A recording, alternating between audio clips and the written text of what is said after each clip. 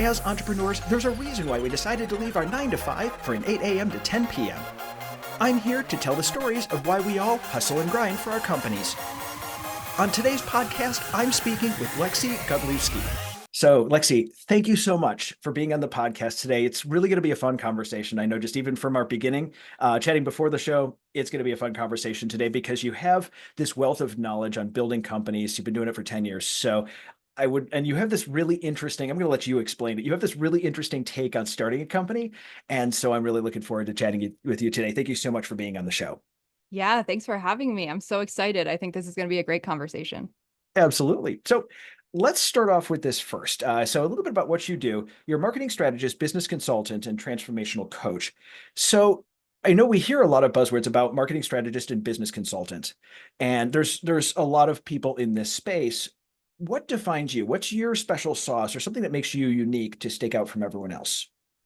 Yeah, definitely. So my background is in business and marketing. And when I first started my business, I wanted to be a life coach. I wanted to get into coaching. I wanted to help people transform their lives in that way. And even with a background in marketing, when I started learning how to really market my own business and market myself, one of the things that I came to learn were how many slimy and manipulative marketers are really out in that space. And I knew that there had to be a way to do it differently. I knew there had to be a way that I could still be authentic with the message that I want to share and the people that I want to help while still being strategic at the same time.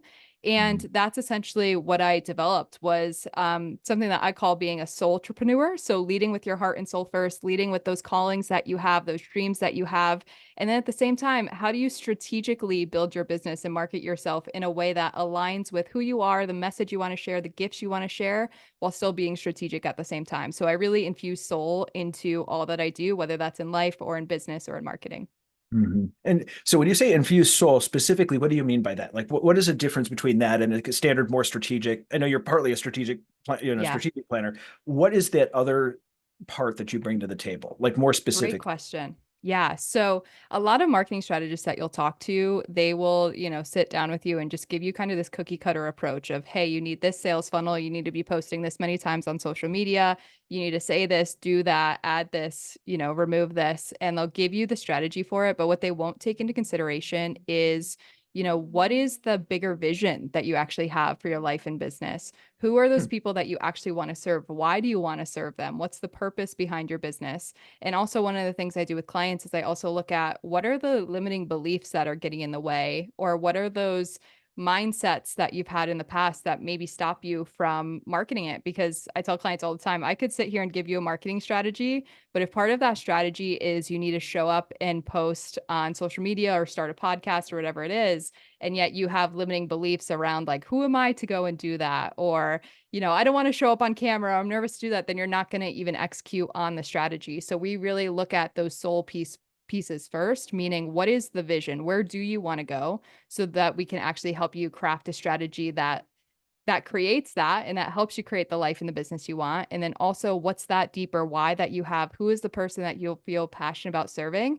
And how do we also transform your mindset around showing up in marketing? Because so many clients that I work with have a lot of those stories of they think marketing is slimy. They don't want to show up as a slimy salesperson. They don't want to manipulate, their customers or do anything like that. So we also do a lot of work around the mindset of how do you show up and market in a place that is a place of service that you're showing up to help and also selling your things at the same time.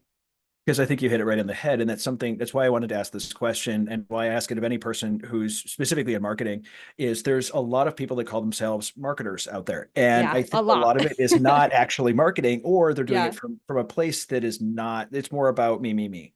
Yep. And it's more about how much money they can make. And they're not about authenticity and making sure that Yep. marketing goes well. And I've seen the difference between these two types, and it's really, it's night and day. And so I'm glad you had a chance to pull that out. And that other special kind of part of it, what is your authentic why? I mean, it's like Simon Sinek's book, Start With Why. Yep. It's one of those things where, and I do this with keynotes too. That's the first question I ask somebody, why do you want to do this? Mhm. What's your passion behind it? What Mhm. is this? Because if you don't have that why, I can build you the greatest keynote, or you can build somebody the greatest Yeah, marketing plan.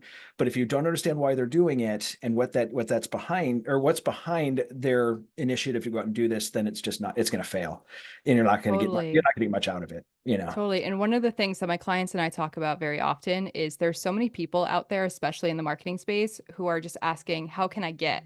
How can I get more clients? How can I get more money? How can I get more exposure? How can I get? And one of the things we do is we flip that around to say, how can I give? Mm, How can I show up and give my gifts? How can I show up and share my knowledge? How can I give more to my dream customer? How can I give more here, give more there? And that small switch of thinking, switching it from how can I get to how can I give can make mhm. such a big difference, because then you are able to better come from that place of why are you doing this, and really share that message and share that purpose with people and have that fuel you. Absolutely. So I always love to ask this question. What were the series of events? Let's start with marketing. What were the series of events that got you into marketing? Yeah. So let's rewind all the way back to the start so that we can go through the full story here. So back in the day, I did everything that I thought I quote unquote was supposed to do. So I went to school, got good grades, did all the extracurriculars, kind of followed this path that was paved out for me. Part of that was I went to college for business and marketing. And back then, from my college dining hall in between classes and work, I actually started naturally coaching my friends and consulting startups on their marketing. And so I had this little passion driven side hustle that I started doing just from the college dining hall. Afterwards, I graduated, got a full time marketing job, and at 22, 23 years old, was doing very well in it. I got promoted, I was getting pay raises, I was hiring team members to join my team with me. I had made it. Like, this was what I worked so hard for all my life.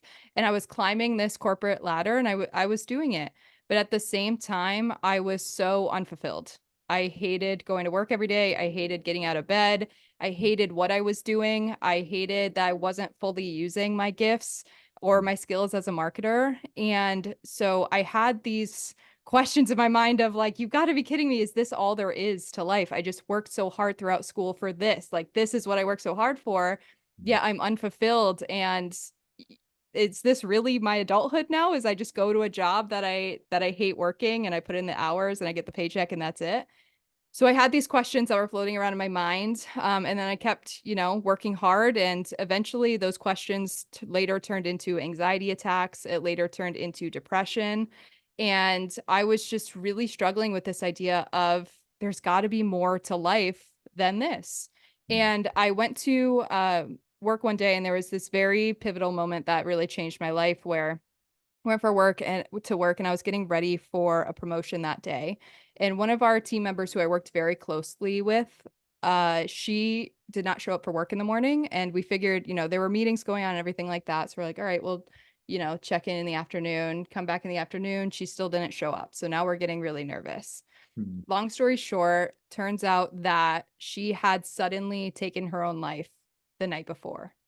Oh, And that was a dagger to the heart, yeah. because I knew that I was walking around myself with these daily anxiety attacks I would get, depression. I was battling all of these silent battles because I didn't talk about them to anyone. Nobody knew. I put on such a face every single day that nobody knew that I was facing all of these inner demons and inner challenges. And then to have someone so close to me and have no idea that she was feeling so deeply, that really shook my world, because after that, I couldn't help but question how many other people are also feeling this way and putting on a face and not talking about what they're going through or not experiencing it. And from that moment on, it was challenging for me to sit in meetings and talk about mundane topics, knowing that there's other people around me who are also battling anxiety and depression, all these things. And so from there, I made the decision to take a leap of faith and follow my dreams, follow my soul, which was Hmm. calling me to go back to my roots of starting up that business that I was running from my college dining hall and get back into coaching, get back into consulting. So, 2 months later, I up and quit that job to start my own business from scratch. I picked up side hustles. I was 23 at the time. I picked up side hustles to pay the bills and literally just learned as I went on how to start a business. And then as I mentioned earlier, the more that I got into it, the more that I saw how many slimy manipulative marketers are out there. And I knew that there had to be a different way to market. And that's where this whole idea of being a soultrepreneur and leading with soul first really was born, was because as soon as I listened to that calling in my heart and my soul, which said, go be an entrepreneur, my entire life changed by listening and trusting that. And then a few years later, I chose to listen to that calling again when, after living in New York, that's where I was born and raised, I decided to up and move across the country and just completely transform my life and move from New York to Hawaii, which is somewhere where I had never been before. I didn't know anyone. I Yeah. just had this calling in my soul that said, let's move somewhere warm and by the ocean. And I want new adventures and I want new experiences and let's see what happens. So I literally sold my car, bought a one-way ticket, packed 2 suitcases and a duffel bag and up and went. And I told my family at the time, let me go try this out for a year and see how it goes. And now it's been 3.5 years and we're still out here. So I really know the power of when you do listen to those inner soul callings, how much that can not only transform your life, but transform your business and the impact that you make with it as well. Exactly. And I think that what you're going back to what was going on in the corporate world when you were there, I think that a lot of entrepreneurs are really going to resonate with that because, I mean, for me, I was a terrible employee. It was really bad, but Yeah, it's not I where I feel wanted to that. be. I wanted to Yeah, do all the really cool stuff and this day-to-day things. The corporate world is good for some people and not for others. And I think that a lot of us are going to resonate with that calling to do something much bigger. We're here for a higher mission. And instead of, being, we need people in 9 to 5 jobs. I don't want to degrade them. I don't want to look down on totally. them. But there's another mindset that doesn't function well there that needs to go out and be the Mavericks, the ones that are crazy enough to change the world. I love that quote. Yes, I love that. And Totally. it comes from Steve Jobs. I mean, another person who's had a huge impact on the world, and it's that finding that soul calling, like going way back to it. It's the why. Why are you Yep. working a job? You're working a job and you're doing well, and this is what you want to do, and you're really fulfilled in it. Great. If you're working a job and you're at this point where it's the depression, anxiety, and I've been there, I completely understand what that is. Mm. Why am I doing this? Yep. You know? Yep. Yeah. Yeah. And I think it's also something as well that, just moving across, from one side of the nation to the other, literally, you know, there's a certain amount of faith in yourself that has to go into doing something Oh, like that. Even totally. just in business general, just if you are starting a business, you have a crazy level of faith in your ability to make things go right no matter what happens. And a lot of people see that as being crazy, but there's really just something different. What was there anything specific going through your mind at that moment when you decided I'm just doing this? What was that like? What was going through your head? Yeah. I knew 2 things when I left that job to start my own business. And that was, one, there's got to be a way that life can be better than this. Like I just knew that there was more to life than this. And 2, that I could figure it out as I went along. And I knew that I don't need to know all the answers right now. I don't have to have it all figured out, but I know each step of the way I can go to friends. I can go to Google. I can read a book. I can listen to a podcast. I can learn as I go. And just knowing those 2 things is really what's helped me get to where I am today through each of the different transformations, because I knew that I don't need all the answers, but I'll figure it out as I go. And that's exactly what I did. Exactly. And just understanding that no matter what happens, we're gonna make it go right, period. Yeah. And for Yep. me, that's the most fun part about being an entrepreneur is there is a massive level of freedom to that because Yeah. I'm not beholden to anything. I'm going to figure it out. I mean, if it fails, I also have to Totally. deal with it, but it's a little Totally. different. But you learn so much more that way. Like I have learned so much more by being off on my own and having those failures, and having to learn from my own mistakes than staying in that safe little bubble Yeah. and not going for it. I don't, you've probably found this as well too, but I found out more about myself.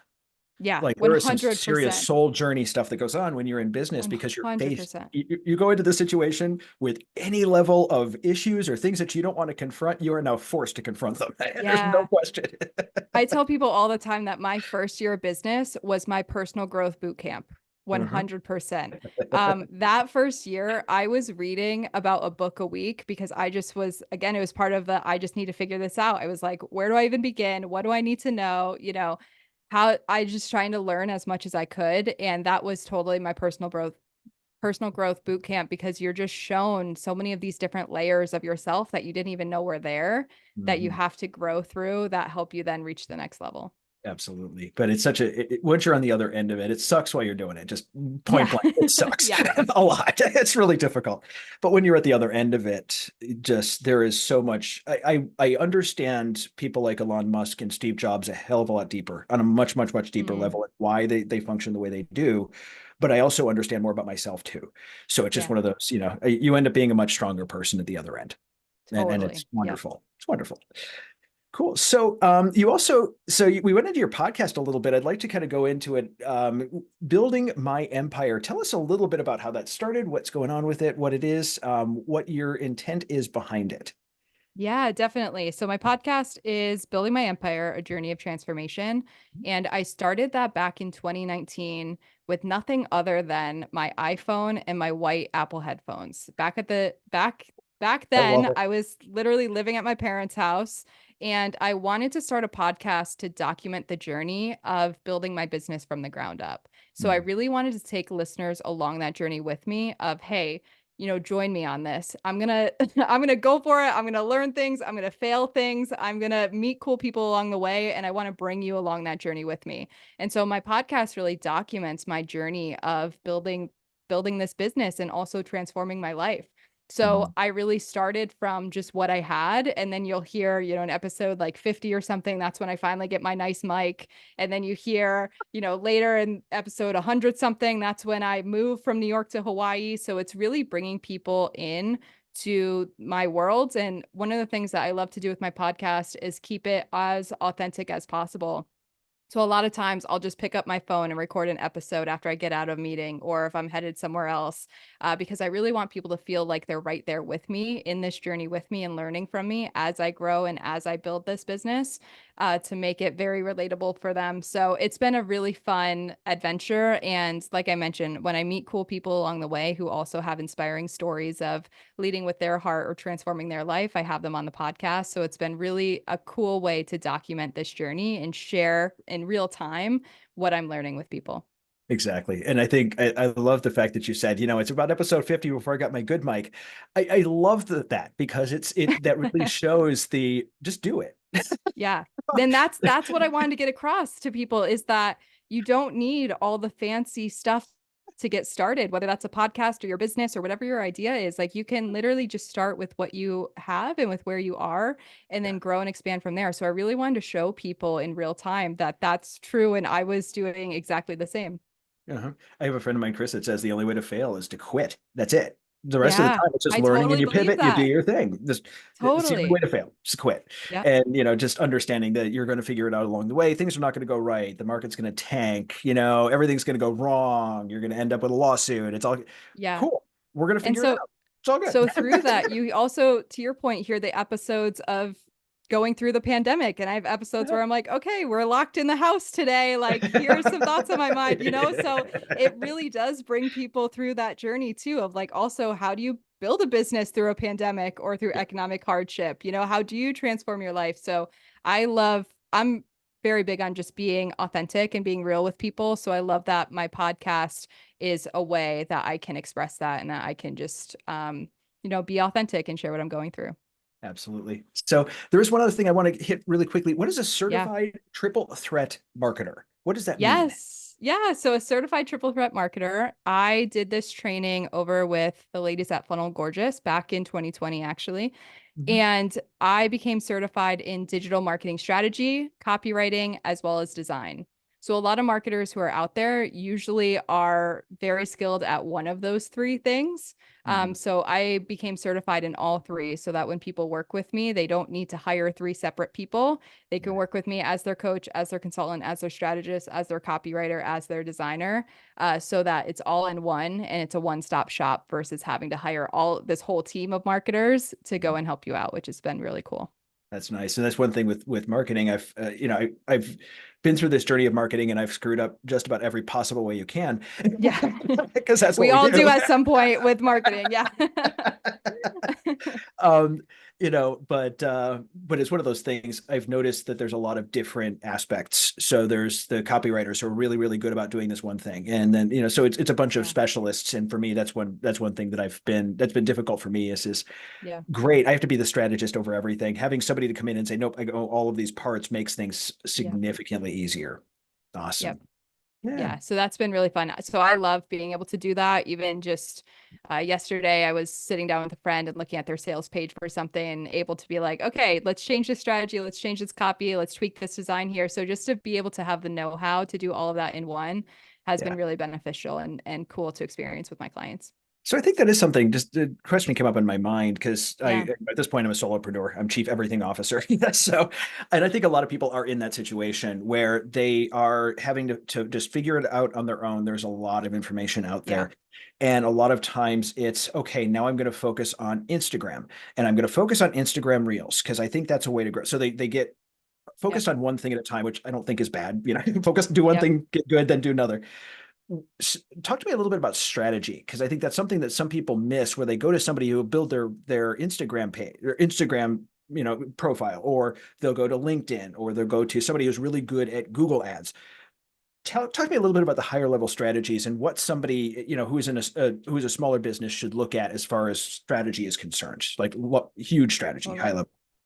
Totally. I think one of the biggest challenges is that most people don't even have a strategy in general. A lot of entrepreneurs tend to want to create 50 different things. And so they'll get this one idea and be like, okay, I want to create this course. And then they'll like get all hyped on that idea, but then not have the strategy to actually promote it. And then that'll kind of fade. And then they're like, oh, and I actually want to do this like one-on-one program. And let me go focus on that now. So first and foremost, having a strategy in general is super beneficial. So let's just start there. I think a lot of people, what they're doing in the marketplace is they're actually, instead of having a strategy that's aligned with their goals and that number one focus, like you were talking about, they're just looking at what are other people doing in the Mhm. space. Oh, this person's posting every day on Instagram, then I need to be posting every day on Instagram. Oh, this person's doing this over here on TikTok, I need to be doing that on TikTok.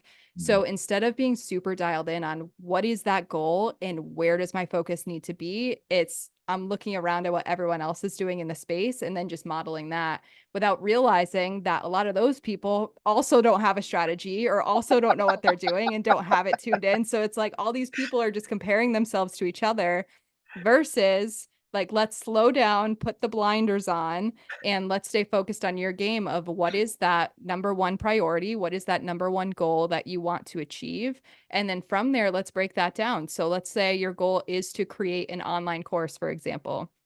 Let's break that down to see who is the dream customer that you want to serve. What is the number one problem that they're facing that you can come in and solve? And where are they hanging out so that you can focus on that one area, market there, and attract them into your offer. So, for example, if you want to create that online course, you figure out here's my dream customer, and oh, they're hanging out over on LinkedIn.